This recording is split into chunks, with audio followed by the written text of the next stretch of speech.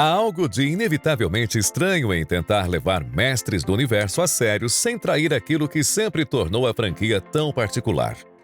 Entre guerreiros musculosos, castelos mágicos, tigres falantes, feiticeiras cósmicas, vilões de caveira e nomes que parecem brinquedos gritando sua própria função, o universo de He-Man sempre habitou uma zona delicada entre o épico sincero e o ridículo absoluto, como na clássica série animada entre 1983 e 1985. O grande mérito do novo filme dirigido por Travis Knight é compreender que essa tensão não deve ser resolvida, mas abraçada com o tom camp, diferente do péssimo filme de 1987.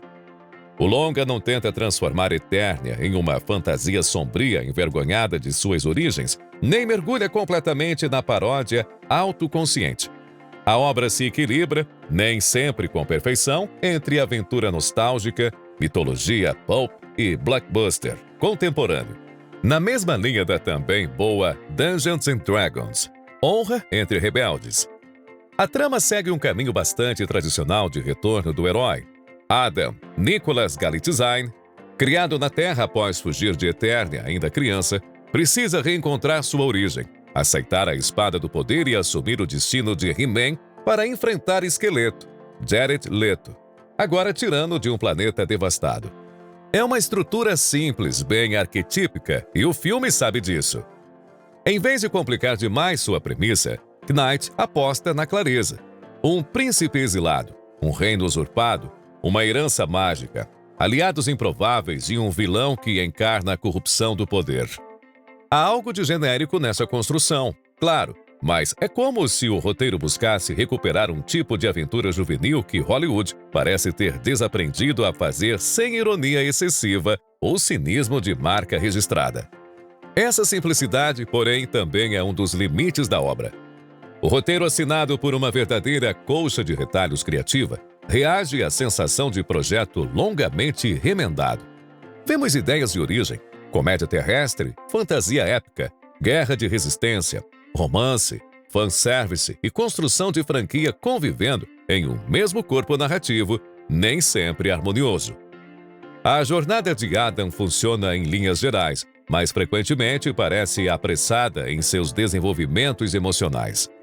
O filme quer que sintamos o peso do retorno à Eternia, um certo humor satírico entre os universos, o trauma da separação, a jornada triunfal de ação, entre outros elementos, mas nem sempre oferece tempo suficiente para que essas relações e elementos funcionem.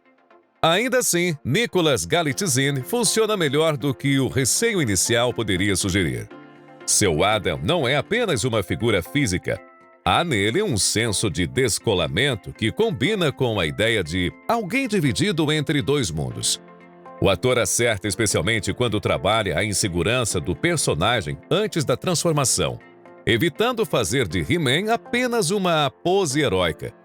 Claro, quando o filme exige grandiosidade, o registro se torna mais convencional.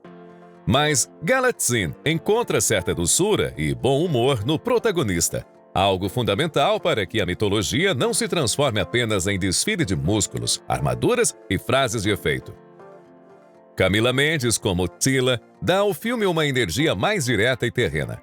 A personagem funciona como contraponto ao destino quase messiânico de Adam, ainda que o roteiro, por vezes, a empurre para uma função romântica mais previsível do que deveria. Idris Elba, como Duncan, é praticamente incapaz de não impor presença. Seu personagem fracassado tem peso, gravidade e certo humor seco, tornando-se uma das âncoras mais seguras do elenco. Morena Baccarin também traz uma solenidade adequada à feiticeira, mesmo que sua participação pareça mais funcional do que plenamente dramática. Mas é Jared Leto quem surpreende como Esqueleto. Em um papel que facilmente poderia cair na caricatura vazia, o ator abraça o exagero sem perder a ameaça. Seu esqueleto é teatral e deliciosamente camp. Há prazer na maldade, vaidade na fala, ressentimento no corpo e um senso de tragédia deformada por trás da caveira. O filme entende que o esqueleto precisa ser vilanesco num campo hiperbólico, e Leto entrega exatamente isso. A obra ganha sempre que ele aparece, não apenas pelo design visual do personagem, mas porque sua presença parece trazer consigo um pouco da insanidade colorida de Mestres do Universo.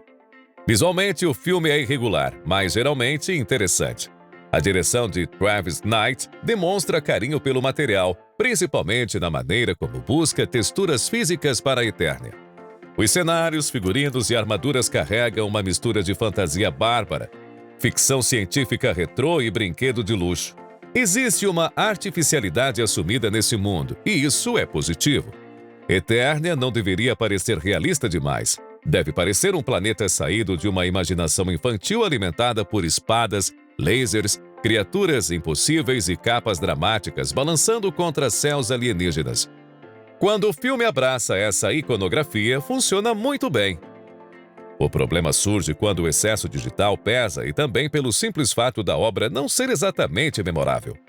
Algumas sequências de ação são bem coreografadas, especialmente nos confrontos mais físicos, mas outras se perdem numa saturação de efeitos, criaturas, raios e destruição sem muita geografia visual. Knight tem um olhar mais apurado do que muitos diretores de blockbuster, mas nem sempre consegue impedir que a escala engula a clareza. O clímax, embora divertido, sofre um pouco desse problema. Muita coisa acontecendo, mas pouco sendo efetivamente mostrado. A trilha de Daniel Pemberton, com colaboração de Brian May, é um dos elementos mais fortes da produção. Há nela um senso de aventura roqueira, quase galã, que combina muito bem com o absurdo nobre. A música ajuda a dar identidade ao filme, principalmente quando mistura fanfarra heróica com guitarras e texturas mais cósmicas. É uma escolha inteligente porque evita tanto a solenidade genérica quanto a nostalgia preguiçosa. A trilha entende que He-Man precisa soar como mito, mas também como brinquedo ganhando vida no quarto de uma criança. Tematicamente, o filme não reinventa nada, mas encontra força na ideia de aceitar o ridículo como parte da grandeza, por vezes flertando com a autoparódia curiosa. Ainda assim, o humor é instável. Algumas piadas funcionam, especialmente aquelas derivadas do choque entre Adam e a grandiloquência de Eternia. Outras parecem concessões óbvias ao blockbuster moderno, como se o roteiro tivesse medo de permanecer sério por mais de alguns minutos. Esse medo é compreensível, mas desnecessário. O filme é melhor quando confia na própria estranheza e pior quando tenta se justificar com tiradas fáceis. No saldo final, Mestre do Universo é uma boa surpresa dentro de suas limitações. Não é a grande fantasia épica que talvez a franquia pudesse render em uma abordagem mais ousada, mas também está longe do desastre artificial que um projeto tão remendado poderia ter se tornado. Travis Knight encontra um caminho digno entre nostalgia e atualização, entre reverência e energia de aventura. O roteiro é irregular, o ritmo tropeça em alguns momentos e certos personagens mereciam mais desenvolvimento. Mas há imaginação visual, boas atuações e uma sinceridade rara em blockbusters baseados em propriedades antigas.